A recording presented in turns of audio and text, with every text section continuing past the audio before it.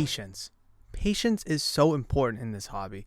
And I think the people that have stuck around after that intro are ones that actually care either about the hobby, intrigued about patience, or maybe want to know more about patience and the hobby together. For those that have clicked off already, they may not care about the hobby. They may not care about patience. They may not care what I have to say about patience in the hobby.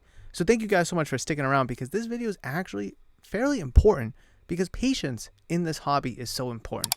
Countless times I've discussed, I've debated, I've tried to explain, whether it's here at the shop, on YouTube channel, Hobby Talk with Ricky, the importance of patience.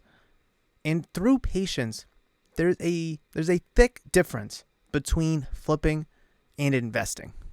Investments are something that need to have patience. You need to look long term at the bigger picture. Year, 2 years, 5 years, 10 years. Every investment, every real investment is going to be different. A lot of people in this hobby think that sports cards can easily be invested. However, the people that are saying that more often than not don't have the patience to wait on those investments. Unless you're day trading and flipping stocks in the stock market, investments take time and you can't just flip those investments fairly quickly. However, when it comes to actually flipping cards, that sometimes you honestly buy it 1 minute and then you go sell it the next minute. Or sometimes you do sit on it for a couple of days, a week, a month, even a couple of months for that matter. And oftentimes people will look at that couple month time frame as an investment. You know what? Maybe sure, a couple months does seem like a long time from time to time, especially if it's, if you're working a lot, or you're kind of in a muck in your life. So sometimes it does seem like a very long time. However, it is still a flip. You're still flipping those cards because you haven't let the investment aspect of it mature and appreciate. Because the best investments are the ones that take the longest to grow, the longest to appreciate. Look at Bitcoin, for instance. How long ago was that a penny stock? How long ago was it where no one cared about Bitcoin? And look at it now, all these years later. It's very hard to flip Bitcoin, especially the price of it. However, you can still invest in it because it is one that is appreciating and still increasing in value. And listen, I'm no day trading expert. I'm no stock market expert. But I think that is a very good example. Did anybody really try to flip Bitcoin? I don't think so. Not short term, at least. However, now if you've been sitting on it for all these years, well over a decade, yeah, you might be able to flip it. However, you waited and you were patient for that investment to grow and appreciate and mature in value, which a lot of people oftentimes forget to do with their sports cards. Could you do it with Pokemon cards? Sure. I think it's a lot easier for quote-unquote investments to mature and appreciate when it comes to the sealed products than it is the individual cards. However, I'm going to try to focus more on the sports cards aspect in this video, just because I think that's kind of where it really is highlighted, the difference between flipping and investing. Now, there's no set time frame on what an investment is. It definitely has to be something long-term. I think a year minimum is a really good investment window. I think that's a really good minimum length of an investment period for you to wait and be patient, and then moving forward you can kind of figure out what you want to do with that investment. Did it go up? Did it go down? Do you want to sell it? Do you want to hold it? Do you want to trade it for that matter? But people oftentimes, especially the rookies, the young kids, they'll buy them, the Wembys, the Strouds, they'll buy them up and they'll say that they're investments, and then they'll just flip them or sell them 2-3 months later, even a couple weeks later.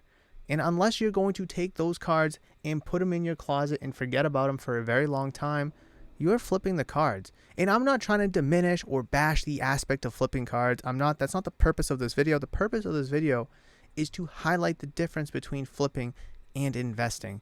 Do you think people are out here flipping 1952 Mickey Mantle cards or T206 Honus Wagner cards? No. Those are investments. Those you need to hold on for a very long period of time. Sure, you might be able to sell it extremely quickly, especially if you put it on an auction house or if you know a couple people with a lot of dollars in their pocket. However, those cards are investments, especially the high price tag that they both yield.